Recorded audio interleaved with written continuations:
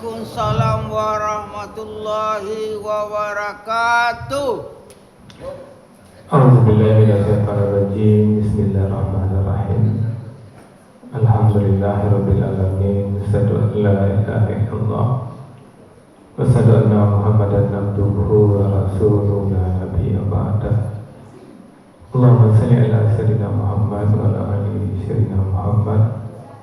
Ibadallah, ittaqullah tuqatih wa la tamutunna illa wa antum muslimun. Faqala ta'ala fi kitabil karim, a'udzu billahi minasy syaithanir rajim. Bismillahirrahmanirrahim. Farihina bima atahumullahu min fadlih. Mereka bergembira dengan karunia Allah. Wa yastabshiruna billadzina lahum yalhaqu bihim. Mereka bergembira terhadap saudara mereka yang belum menyusul mereka. Al-Quran Surah Ali Imran ayat 170. Bapak, ibu, serta anak soleh dan solehah yang sama-sama kita cintai, alhamdulillah, bersyukur kita kepada Allah kembali dengan izin dan rahmat Allah kita mampu hadir di masjid ini, dan ini hari ke-8 di bulan Dzulhijjah. Di besok 9 Dzulhijjah, hari Arafah. Jangan sampai kita lupa Bapak Ibu, dari 1 sampai 10 Dzulhijjah itu full pahala, dan 9 Dzulhijjah itu ada puasa, di mana apabila kita berpuasa, fadilahnya dihapuskan dosa kita setahun yang lalu. 360 hari di belakang dosa-dosa diampuni. Sedatu diampuni dosa setahun yang ke depan. 360 hari dari tanggal 11 Dzulhijjah taruh kata itu diampuni di Allah. Bisa modal itu tuh, ada bisa mengincin itu. Itu Rasulullah yang mengatakan, hadisnya sahih muttafaqun alaih.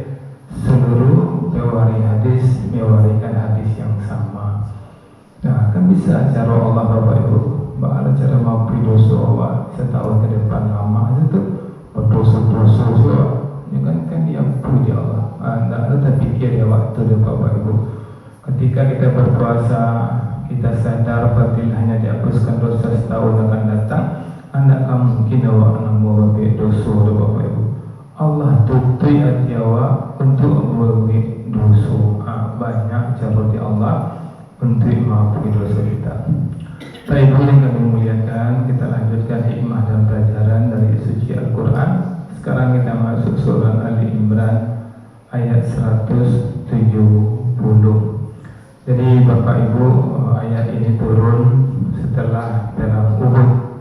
Kan seperti mana kita tahu sejarahnya, banyak sahabat yang gugur, tubuh mereka penuh luka, ada yang kehilangan tangan, ada yang wajahnya rusak, bahkan ada yang syahid meninggalkan keluarga. Maka kaum munafik berkata, kalau mereka itu ikut saran kami dan tidak ikut berperang, mereka tidak akan mati. Maka Allah membantah mereka. Allah mengatakan, jangan kira mereka itu rugi, jangan kira mereka mati sia-sia. Mereka justru sedang hidup, sedang bahagia, dan sedang dimuliakan. Nah, ini ayat 170.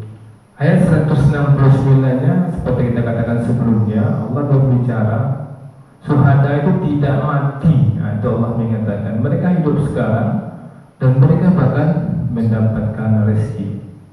Kita lihat penggalan-penggalan ayatnya Bapak Ibu.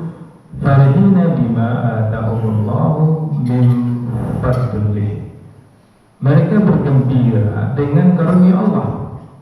Bahagia terbesar Bapak Ibu ternyata bukan rumah mewah, bukan mobil, bukan banyaknya deposito, bukan pujian manusia, tapi apa? Min fadlillah. Ketika kita mendapatkan karunia Allah. Hari ini Bapak Ibu, banyak manusia mencari bahagia kemana-mana. Memang manusia itu butuh bahagia, tapi mereka tidak tahu di mana sumber bahagia. Mencari bahagia kemana-mana, ke media sosial, ke diskotik, ke kafe-kafe, ke keliling dunia, ke jabatan, ke pujian manusia. Tapi mereka tetap gelisah. Kenapa? Karena hati tidak akan tenang tanpa min fadlillah, tanpa dia dekat kepada Allah. Ada orang kaya Bapak Ibu, rumah besar, mobil banyak, tapi tidak bisa tidur Bapak Ibu.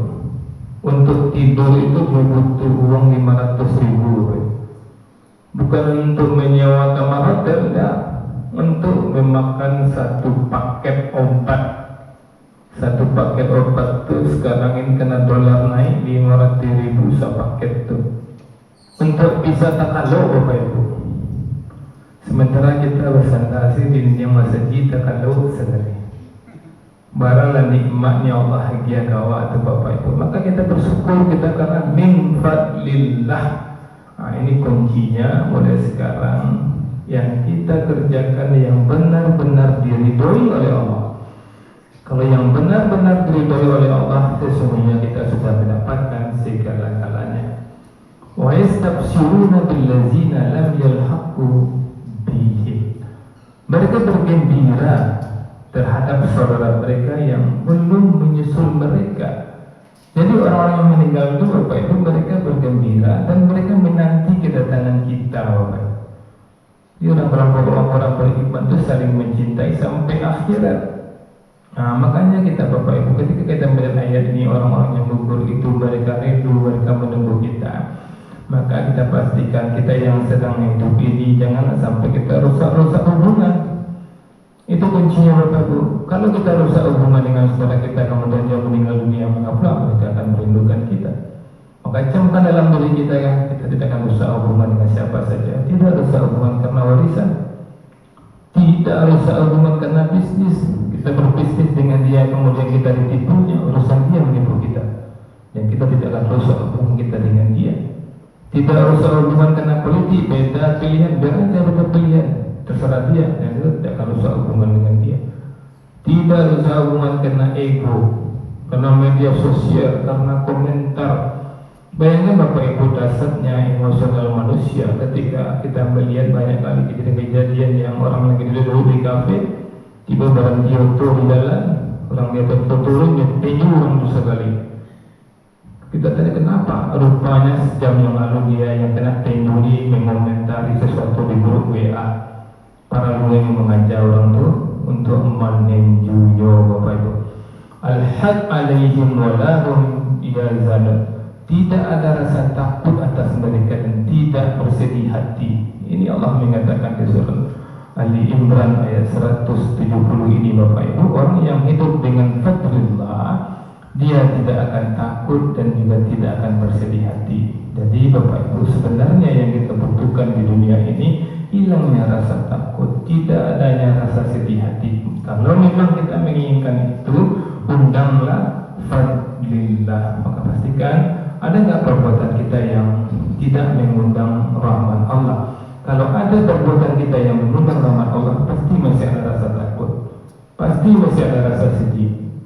Ini kalau ada watak kita ibu hati, maka ada perbuatan Allah yang kita langgar. Segera kita tobat kepada Allah, segera kita jemput Fadlillah, maka kita akan tenang, kita tidak akan takut sampai berakhirnya hidup kita. Itu saja Bapak Ibu, lebih kurang mohon maaf. Assalamualaikum warahmatullahi wabarakatuh. Waalaikumsalam warahmatullahi wabarakatuh.